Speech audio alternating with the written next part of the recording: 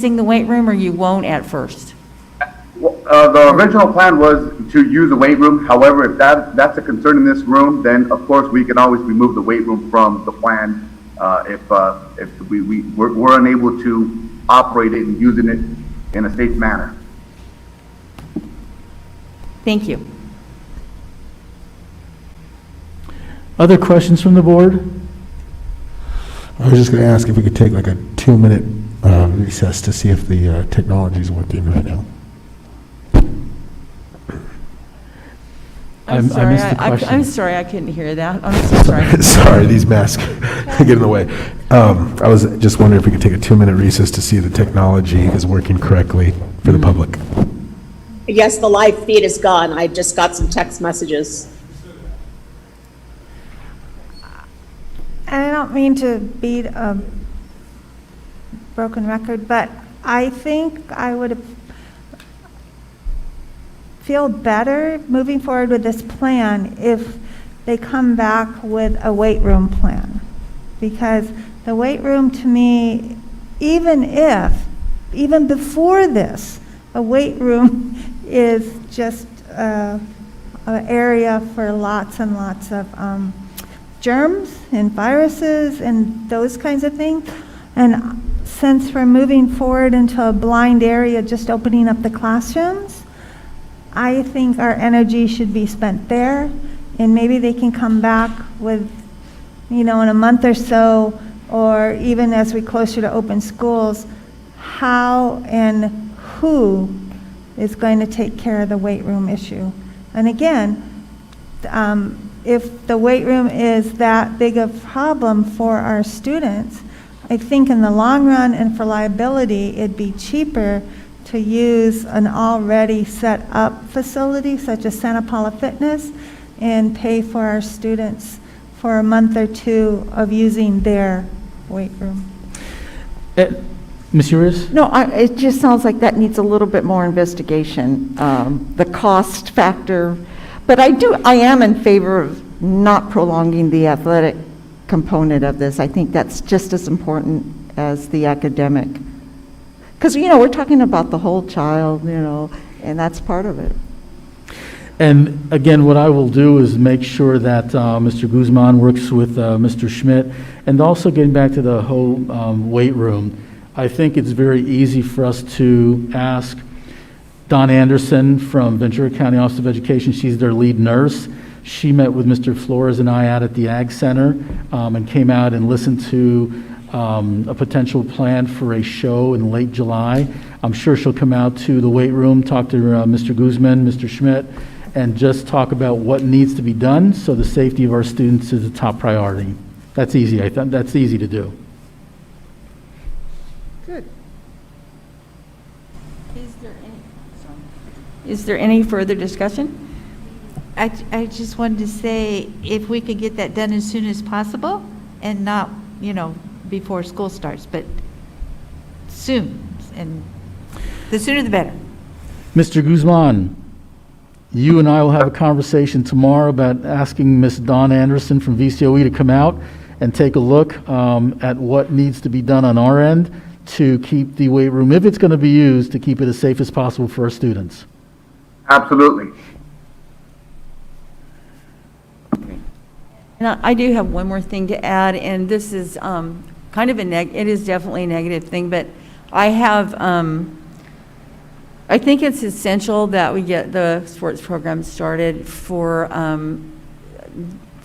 really good reason, and that is that there are a lot of people, we all get calls and we all get information from people, and there are at least 50 people who are talking about not sending their kids to the high school if there are no sports, and they'll just keep them home and have them do, their online learning. And if there's no sports, they don't see the point of sending them. And I don't feel like I'm trying to say that to hold this hostage. I just want to give everybody that information because it will affect our ADA, because they're not planning on using our online services. So I do think it's essential. I do think we need to work to get that done. So.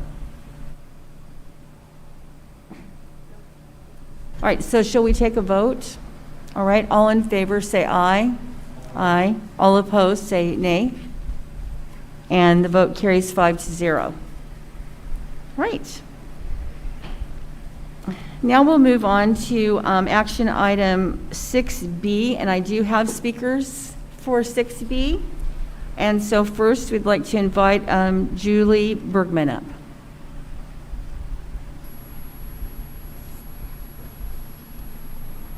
Good evening, and the same as with Mr. McWhirter, I do have someone who is going to yield their time to me, so do you want to do that now, or, and it's just one person? All right, well, good evening, everyone. I'm Julie McAllister Bergman, product of the Santa Paula School District, third generation graduate of Santa Paula High School, and a teacher with the district since 1997. I also have the distinct honor of being the secretary for the Santa Paula Federation of Teachers. I'm here tonight to express my disappointment and dismay in regards to Board Resolution 2019-20-22 regarding the reduction of salaries in the work year. What a surprise it was to find this document online in the board agenda, and what a disappointment it was to not be given the common courtesy that this resolution would be appearing tonight. As a member of the district's reopening task force, as well as the union negotiating team, I and other teacher leaders have been in contact with members of administration at least twice a week since the pandemic caused us to shut our doors. I and other teacher leaders have spent countless hours working synergistically and creatively on how to best meet the needs of the students of Santa Paula. We've expressed time and time again to the administration and to the board that working collaboratively and transparently together is the only way we're going to come through this united and strong instead of divided and weak. So the fact that a simple text message, phone call, or email could not provide a warning about this resolution is more than discouraging. But you know who has had the time to call, text, or email? Teachers and community members, outraged, scared, and concerned by what they perceive as a lack of care and consideration by the board and administration. Since this resolution was made public, we've had conversations with union leaders all across the state, and not one of them has ever seen a board put forth a resolution like this, even in the most dire of financial times. And I'm sure that you've been following the California state budget process. Things are not as dire in education as they keep being painted and proclaimed in budget presentations. I'm sure that in your due diligence, you've read Senate Bill 121 and Assembly Bill 77. I'm sure you know that there's language in the budget that will prevent the layoffs of teachers and many other school employees over the next year. I'm sure you heard Governor Newsom state that the funding will substantially exist to reopen schools. I'm sure you know that the CARES Act amount has risen to $7 billion. And I'm sure that you know, because we talked about it tonight, the state is not decreasing our school year. We're still staying at 180 days. Have you also looked at the Learning Loss Mitigation Fund and seen the allocation set forth for Santa Paula Unified School District? We are slated to receive more than $1.5 million based on our students with disabilities, more than $900,000 based on our LCFF, and more than $3.4 million based on our supplemental and concentration. That is more than a $5.8 million infusion into our budget. But instead, you choose to focus on a resolution aimed at reducing compensation and reducing the work year of your employees, the ones who put their hearts and souls into serving the students of Santa Paula. What does that make our district look like in the eyes of the community? There are some who feel that this resolution is an intimidation tactic to try to force the union to the negotiating table, a place we already willingly sit at. There are some who feel that this resolution is simply not legal. There are many who think this resolution is in bad faith and shows that the district does not place value on its employees. I think this resolution is short-sighted. I think this resolution makes our district look terrible. And I think this resolution is an epic mistake. And then if you vote to pass it, you're putting another brick in the road to an unhealthy and unproductive partnership. As an old Swahili proverb states, unity is strength and division is weakness. And this resolution is division.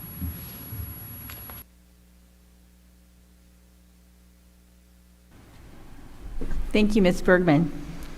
All right.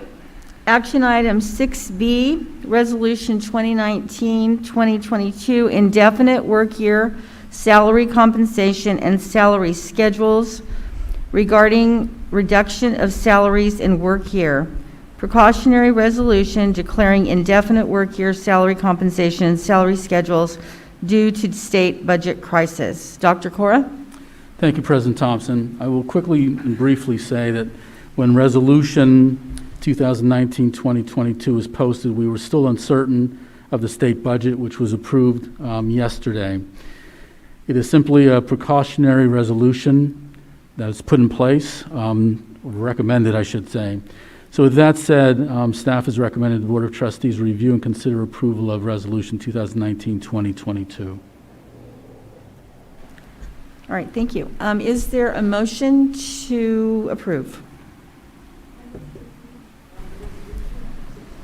Thank you, Ms. Urias. A second, please? I second.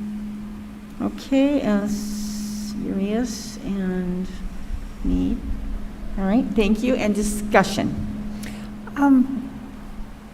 I've been on the board for 22 years, and in the budget crisis around 2007, the elementary school district had mid-year cuts. We had a qualified budget. We had less than 3% for the carryover, and yet I've never seen a resolution like this. We, as a board, received this resolution on Monday night, and if you do some research, it supposedly came from our lawyers, the AALRR, yet if you go to their website, they're only referring this resolution to unrepresented. And this resolution says desires to reserve the right to reduce the work year for represented and unrepresented employees. And then it goes on to say, subject to applicable state collective bargaining, legal requirements.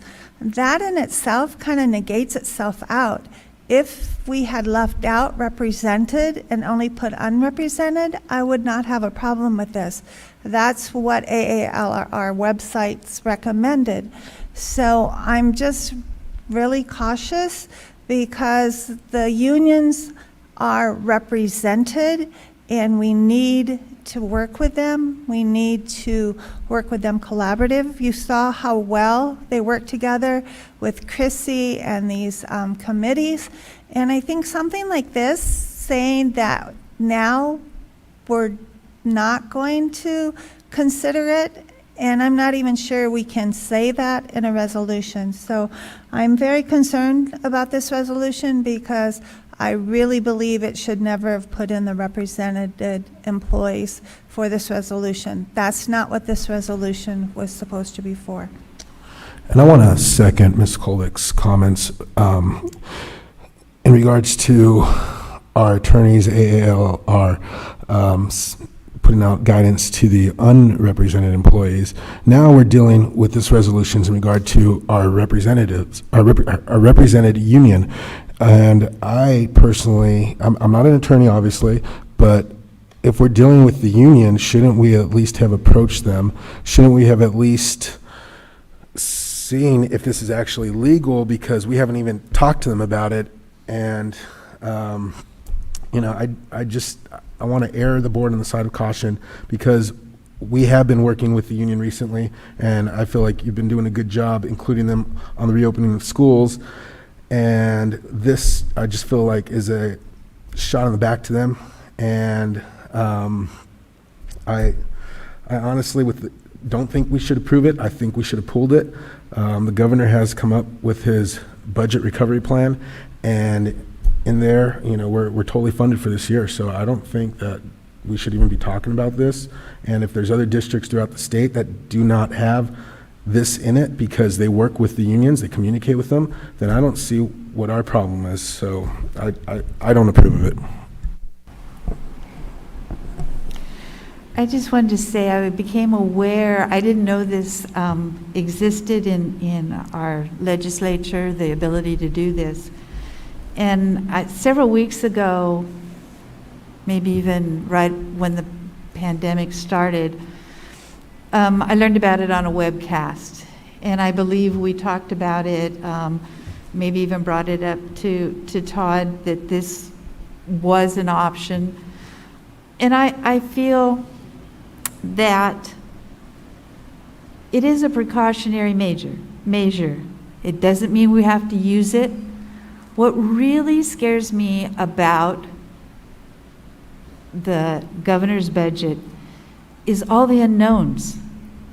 And yes, we had some good news, and that's wonderful. So we probably won't have to use it. But yet, the board's required to be conservative on things. I'm worried about the deferred payments. I remember our business administrator talking about in past years the deferred payments came years later. This doesn't mean we have to use it. I agree with Mr. Luna, but I agree on the other side. It is just precautionary. It's just something that if everything goes to heck in a basket, we just talked about sports and how much that might cost us because we really want to offer things for the whole child, but there's going to be extra costs this year that we haven't even thought of yet. So to me, I think we need this in our back pocket. Not that we would ever have to use it, but I think it's just one thing to keep us safe in these unpredictable times.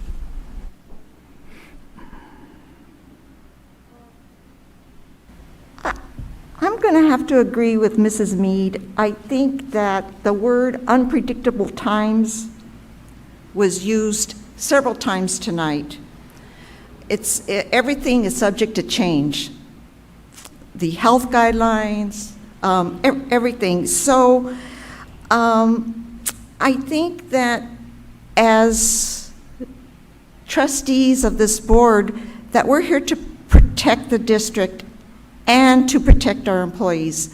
However, if we don't have a district, we won't have any employees. Excuse me. I think you had a chance to speak already. Also, in what you said about you have to be concerned about 3 employees leaving, I think that it's a mistake to try to surmise why 3 people left. One person left for a person left for a well-deserved retirement. You may not talk to a board member when you're speaking. You have your chance and you need to be quiet. Excuse me? I want to say that one person left for a well-deserved retirement, one person left to become a superintendent, and one person left to earn better wages. If those aren't good reasons to leave your present job to go to another, I don't know what is. So I just want it to be stated that people leave all the time their jobs for promotions, for a better life. So I think it's a mistake to surmise why those people left. And I think that we keep a healthy reserve so that we have something to fall back on when these times come up and we do need to take certain precautions.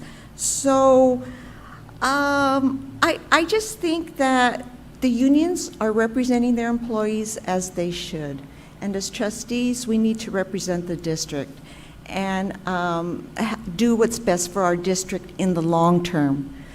And it's not easy. It's not easy being up here and having to make these recommendations or follow these recommendations. We realize people's lives are at stake. In fact, I work for the state. I have a union. I belong to a union. We just underwent a 10% pay cut for 2 years. So a lot of us have a job outside of this one, so we can see both sides of the arguments, and they're tough arguments and they're tough decisions to make. So I just think that we have to do what we think is best for the district, and this is my position.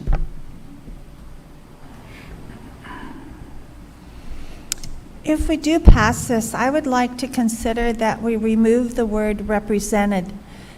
On AALRR's own website, it says, "The scope and utility of such resolutions is unclear. PERB has held, for example, that the July 1st deadline is inapplicable to represented employees." That's why I do not understand why our own law firm would send us this resolution with representative and then on their own website say that the resolution is unclear and is inapplicable to represented employees. I'm not arguing about our budget, our deficit, the cost, being a responsible board member. I'm only concerned about the wording because even PERB has held that it does not include represented employees.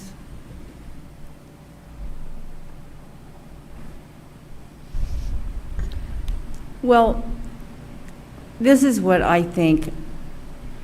It's funny, we all have different ideas about things. All of us do.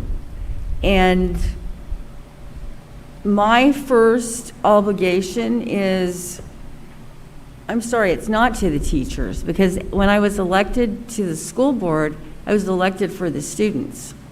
That's my first obligation, and to the district, which governs what happens to the students, and then to the teachers. I was in your union. I totally get it. But this is not, I mean, I'm kind of, I'll just be honest, I'm a little insulted that you guys don't have any trust in us. If this turns out to not be necessary, and I know what you're thinking, we cut $3 million, but you know what? In 3 years, we would be out of, that reserve would be gone if we hadn't done that. And you guys saw the figures, you know that's true. So here's what I'm thinking. If you trust us, yeah, well, yeah, but we have to have, I know you want us to trust you too, and I do trust you guys, but we have to, this is for the students that we're doing this, just in case. This is an extremely fluid time. There is the COVID virus. There is a major unrest in our country. I mean, this is an extremely fluid time. We just don't know what's coming down the road. We don't. We think we do. And yes, this was this new budget thing that they told us we were getting, that's great. And a whole bunch of it is going to be delayed by a good 5 months. So we have to be able to have this just in case. I will give you my personal promise that if anything gets done like this, it's only going to be done because it has to be done. This is not a frivolous thing to me. I was in your union. I get you guys. But I am telling you that this is not like something we're going to, oh boy, let's pass this so we can get these guys. We're going to get rid of some people. We're going to cut some jobs. That is certainly not and I don't think it's anybody's. You can tell by the way people are talking. This is nobody's idea of trying to get you. It's for our protection. That's all it is. Okay. Is there any more conversation amongst the board? Board members, any more comments? Okay, let's take the vote. All in favor, say aye. Aye. All opposed, say nay. No. 3-2, vote passes 3-2. Future board meetings, item 7 will be July the 8th. It's a regular board meeting. And I will adjourn at 8:17.